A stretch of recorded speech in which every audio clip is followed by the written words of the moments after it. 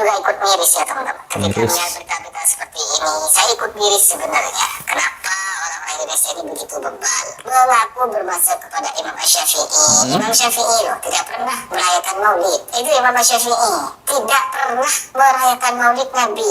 Saya menentang maulid Nabi, berarti Anda menentang kelahiran Nabi SAW. Paham ya? Jangan seketika, oh ini maulid bid'ah, Masya Allah, Allah. untuk bid'ah dari kepala sampai kaki.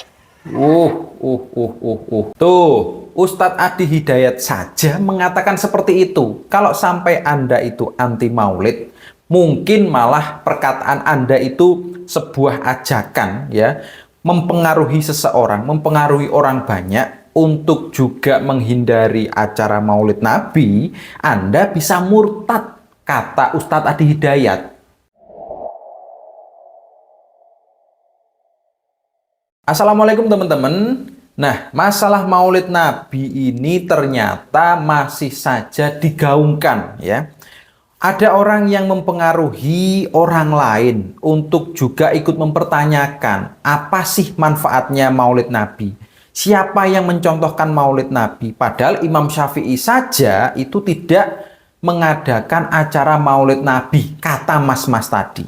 Nah, bukankah yang memahami Imam Syafi'i ini adalah para santri-santrinya, Mas?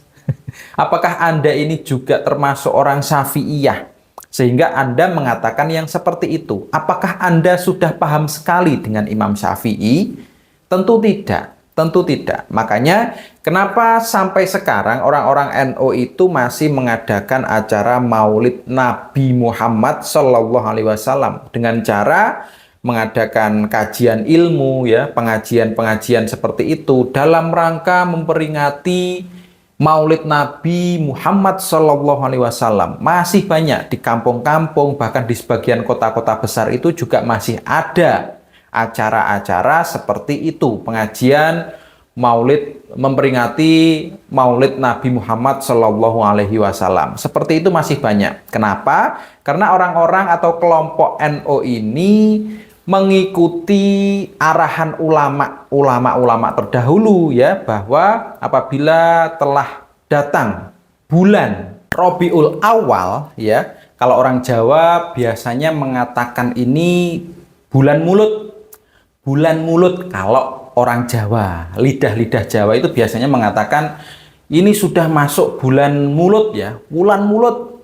Maka orang-orang NU di kampung-kampung itu biasanya sudah mempersiapkan acara. Entah itu acara pengajian kecil-kecilan atau mungkin sebagian kelompok pemuda itu mengadakan kegiatan kumpulan untuk membaca kitab Al-Barzanji ya, kitab yang membahas tentang Nabi Muhammad, kitab yang menceritakan sejarah Nabi Muhammad. Itu biasanya seperti itu, di kampung-kampung seperti itu.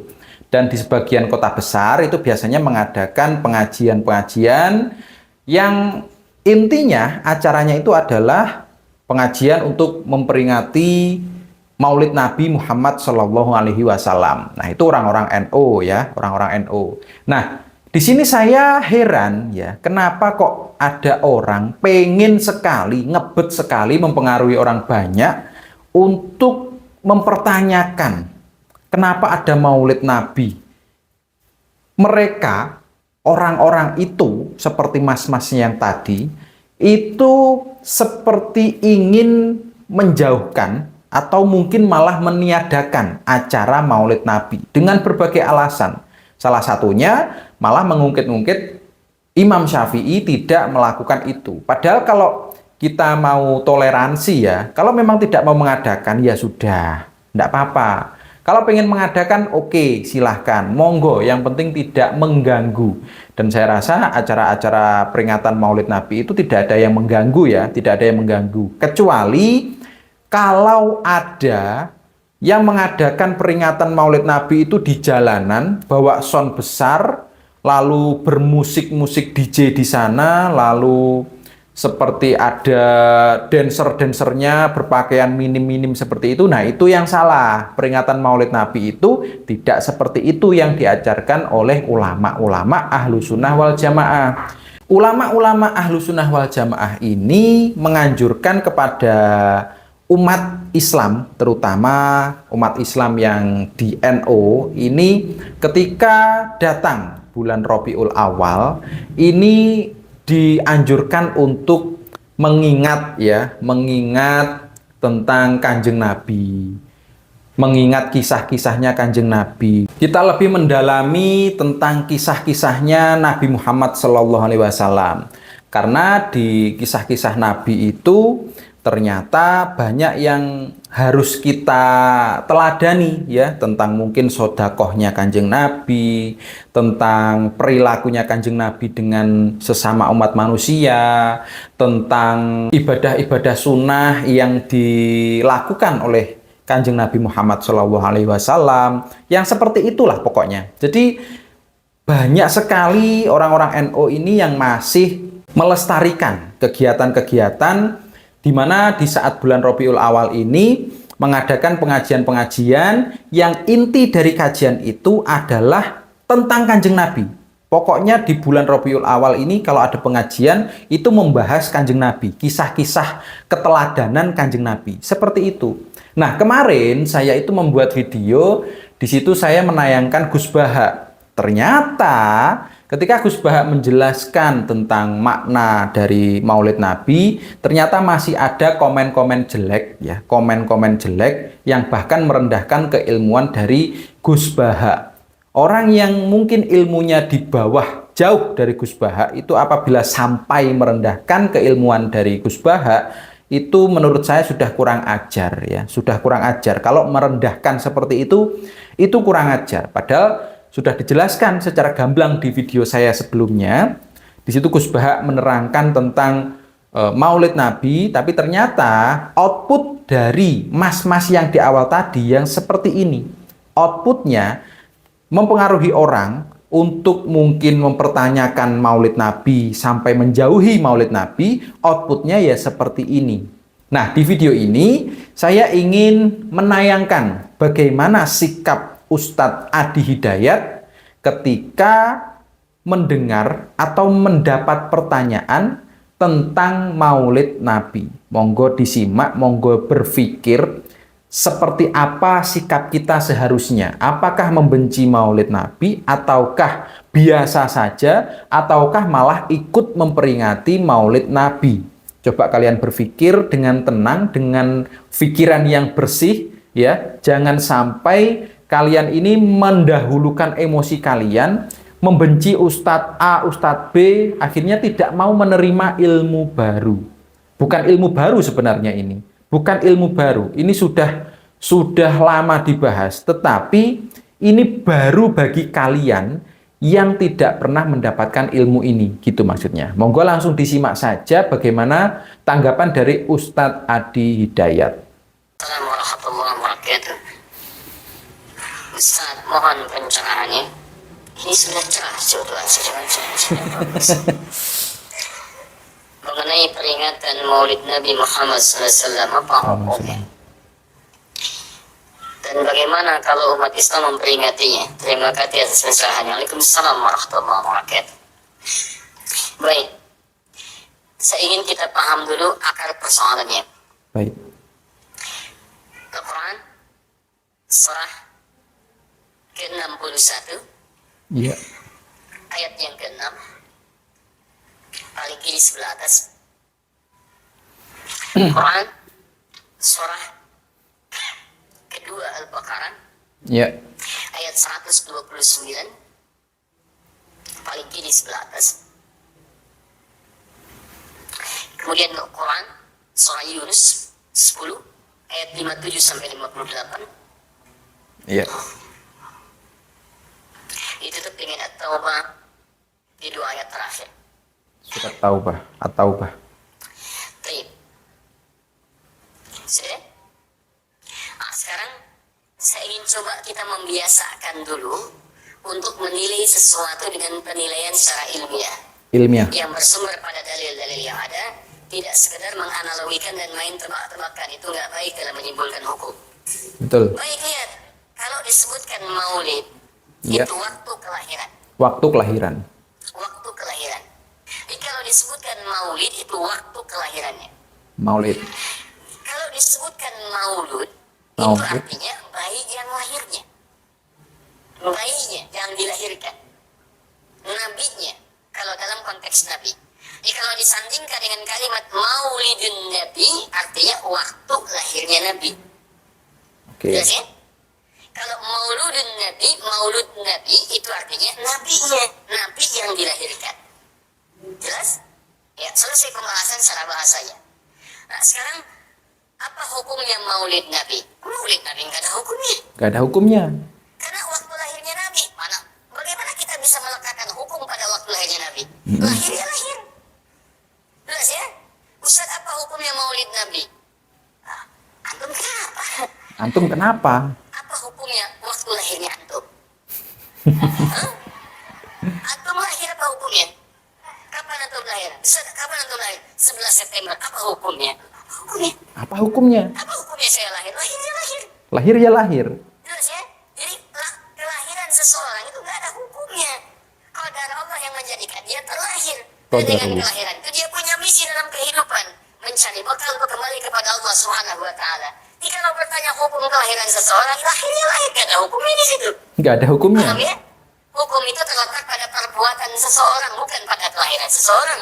Ketika dia berbuat dengan aspek kesadarannya, maka muncul hukum di situ. Awas, antum pun masih belajar tentang hukum, jangan salah menyebutkan hukum. Hukum terletak pada perbuatan, bukan pada benda, dan bukan terletak pada waktu.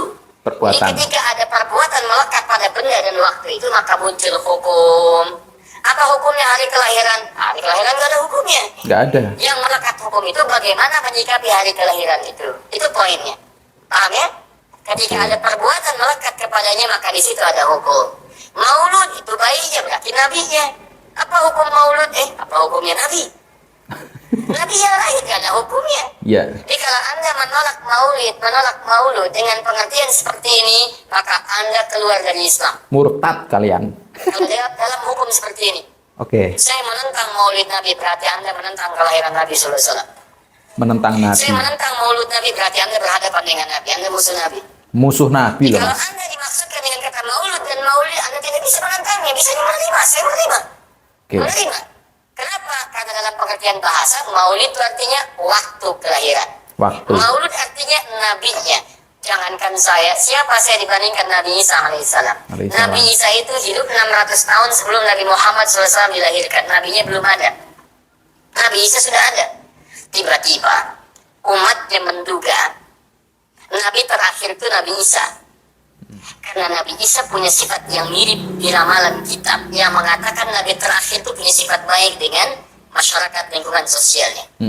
Yang jadi clue persoalan kita terkait dengan pertanyaan ini, Anda bisa bayangkan Nabi Isa 600 tahun sebelum lahirnya Nabi Muhammad SAW. Oke. Perhatikan, ikutan bahagia dengan kelahiran Nabi. Sampai kebahagiaan diungkapkan pada umatnya.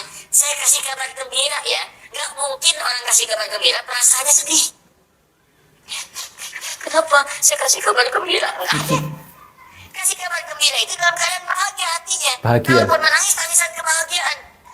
Anda bisa bayangkan, Nabi, Rasul, mukjizatnya hebat, sekali usap penyakit sembuh, menghidupkan orang mati, keduanya dengan izin Allah Subhanahu wa Ta'ala. Bahagia dengan kelahiran Rasul Sallallahu Alaihi Wasallam. Bahagia. Antum Nabi bukan, Rasul bukan. Maaf, tidak punya mukjizat seperti Nabi Isa. Mayat dipanggil-panggil nggak bangun, diusap penyakit makin sakit. Kalau antum tidak bahagia dengan kelahiran Nabi, antum siapa? Antum siapa? Nabi Isa aja bahagia, masa antum bukan Nabi tidak bahagia? Dan hebatnya, orang bisa bahagia, Nabinya belum lahir. Biasanya sifat bahagia dalam kelahiran itu setelah bayinya lahir, bukan sebelum lahir. Iya. Alhamdulillah. Akhi, kenapa antum? Alhamdulillah, saya punya anak laki-laki namanya Abdurrahman. Kapan? Nanti setelah menikah. Masya Allah. Dia aja belum, kenapa bisa berikan kabar gembira? Iya. Kenapa? Kan dia masih boy tiba-tiba seperti itu. Orang bingung. Bingung. Bukan pengajian kalau saja begitu. Ya, jadi mustahil ada orang memberikan kabar gembira ketika bayinya belum lahir. Tapi kemuliaan Nabi Muhammad SAW menjadikan seorang Nabi Isa belum lahir, Nabinya sudah merasakan gembira dan memberikan kebahagiaan pada umatnya. Kalau bukan Nabi Muhammad, mustahil ada kemuliaan tersendiri bagi Nabi Muhammad SAW. Setiap Rasul menantikannya. Nabi Isa menantikan, masa antum tidak menantikan itu? Jadi kalau ada orang menolak maulid dalam arti waktu kelahirannya, maka dia telah ingkar pada Nabi Muhammad SAW. Ingkar. Maulud Nabi Ibrahim alaihissalam. Antum kenal Nabi Ibrahim?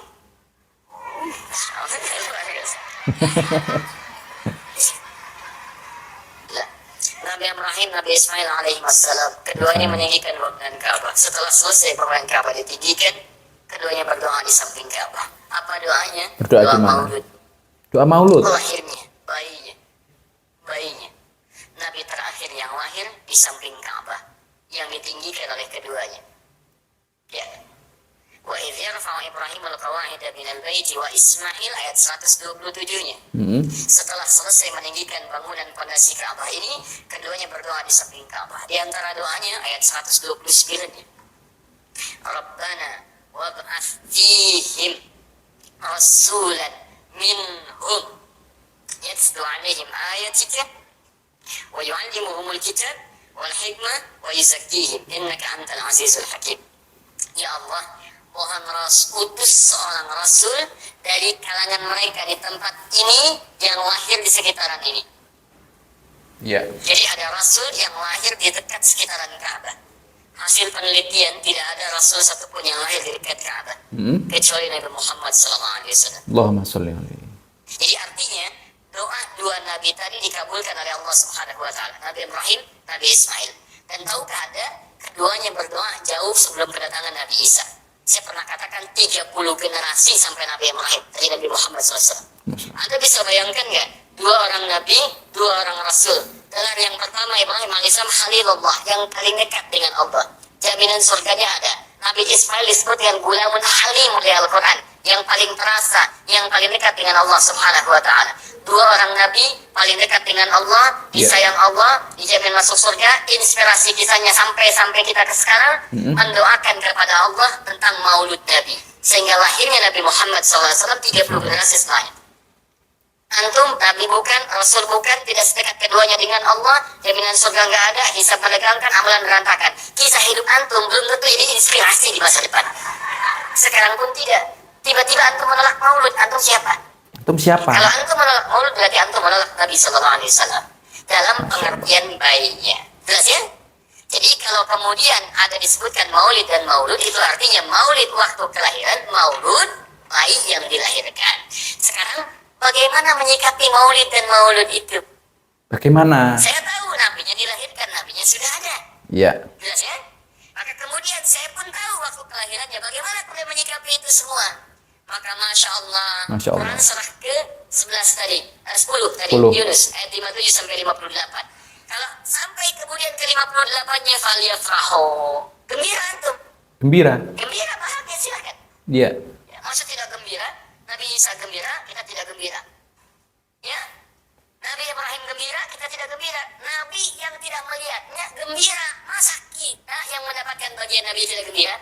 Iya. Jelas ya? Nabi yang mengharapkan hadir saat kedatangannya gembira. Kita yang mendapatkan kedatangan beliau walaupun tak mampu melihatnya, dan kita menjadi umatnya, masih tidak gembira? Masa tidak Umat gembira? dulu bukan bagian umat Nabi Muhammad, karena Nabi Muhammad tidak ada di zamannya. Gembira dengan berita kedatangan Nabi Muhammad, padahal Nabinya belum datang. Masa kita yang jadi umatnya, yang Nabinya telah kemudian kita dapati walaupun tidak melihatnya, masa kita tidak ikutan gembira? Maka pertama kita mesti gembira. Maka yang kedua, bagaimana mengekspresikan kegembiraan itu? Bagaimana? Maka contoh-contoh dari Nabi SAW, bagaimana mengekspresikan kegembiraan dengan Nabi SAW itu, pertama Nabi sendiri menyikapi hari kelahirannya dengan berpuasa. Berpuasa. Di hari Senin. Jelas ya? Ini bagi Nabi sendiri pribadinya. Nanti jadi hukum untuk kita. Maaf, saya akan tafsirkan lebih luas karena ini jadi hukum-hukum turunan. Ketika Nabi puasa di hari Senin, ditanya, ya Rasulullah, kenapa engkau puasa? Kata Nabi, "Dzaka yauma wulidtu." Bima makna? Ini adalah hari aku dilahirkan. Hari aku dilahirkan. Jadi ini hukum kelahiran. Kalau antum misalnya masuk pada hari dilahirkan, boleh antum ikuti sunnah Nabi SAW. Apa sunnahnya? Puasa. Berpuasa. Puasa. Kenapa puasa? Nabi SAW mencontohkan puasa. Hari Senin beliau puasa. Ketika antum puasa Senin bukan cuma puasa sunnah, tapi ada nilai di situ. Nah, sekarang bagaimana para sahabat menyikapi kelahiran Nabi SAW, kedatangan Nabi SAW, dan menyikapi keberadaan Nabi SAW. Bukan cuma lahirnya, tapi setiap kedatangannya. Nabi datang dari Madinah, dari Mekah ke Madinah disambut oleh para sahabat yang ada di sana. Nabi datang dengan perang Tabuk, dari perang Tabuk disambut oleh para sahabat di sana. Tala al-badru alaina bin thaniyatil wada'i, wajib syukru alaina bada'alillahi da'i. Masya Allah, disambut dengan majid. Bukti kesenangan mereka kepada Nabi SAW. Iya. Ada yang memuji Nabi SAW seperti Hasan bin Thabit, buat puisi-puisi memuji Nabi. Seperti Zuhair bin Abi Salma, tadinya musuh Nabi, begitu masuk Islam memuji Nabi SAW. Ada yang lagi kemudian menghormati Nabi dengan kedatangannya, dengan mengikuti Nabi kemanapun. Nabi mencontohkan, amalkan. Nabi mengajarkan, ikuti. Masya Allah. Begitu Nabi meninggal, diabadikanlah kemudian nilai-nilai penghormatan itu. Ada yang menulis sejarah tentang Nabi. Ada yang menulis pujian kepada Nabi dalam bentuk sholawat. Ada yang menulis tentang amalan-amalan Nabi. Ada yang menulis tentang pengajaran-pengajaran Nabi. Dikumpulkan dan sampailah itu kemudian kepada kita semuanya. Dan itulah cara terbaik menyikapi tentang maulud dan maulid. Apa cara terbaiknya? Keluarkan ayat-ayat Qur'annya. 1.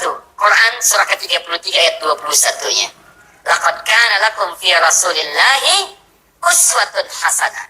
Sungguh ada pada diri Nabi Sallallahu Alaihi Wasallam suri teladan terbaik untuk kita.